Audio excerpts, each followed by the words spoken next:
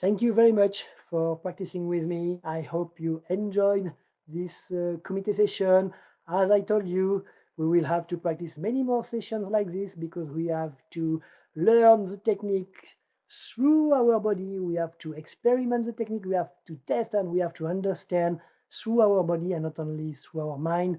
And we have to make all these basic principles, all these basic techniques to be part of us, an entire part of what we are, because we have to react instantly to the attack, to the situations, not only kumite, but in the life also. We have to practice our Zanshin spirit, to be able to practice this Zanshin spirit in every situation of our life, to be aware. That's why we are karate practitioners. Our purpose, martial artists, practitioners, is to be another kind of human being, not better than other, but we have another level, a different level of consciousness, and of course a different level of mental strength, and of course physical strength. And our purpose, as the purpose of martial artists, has always been to protect the other, protect our family, protect our friends. So to share what we have with society, with people around us, share our message, share our way to understand life, and share some ways and insights, ideas, exercises to help people improve in their own life. This is the way of karate. But for that, we have to practice a lot. To be committed to our practice, we have to take the full responsibility of our practice and of our lives, so that we are owning our life, we are owning our mental, our spirit, our decisions, and it's a kind of freedom. The discipline, the commitment you have through your training will set you free, because it's not only a physical thing, it's a mental thing. It's like our 100 kicks everyday challenge.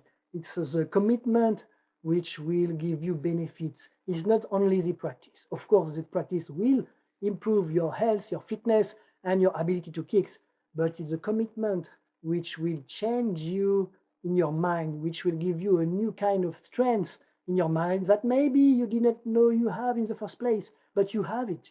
You just need to put things that are not important on the side and just commit on what you really like, what you really love in life. This is the way of improving in every area of the life, and of course in karate. So we will have many sessions of this type for practicing kumite, with practicing more the feeling of the kumite. We previously practiced some compression training. This is great because it builds your body, it builds your body efficiency, your speed, your sharpness, your power.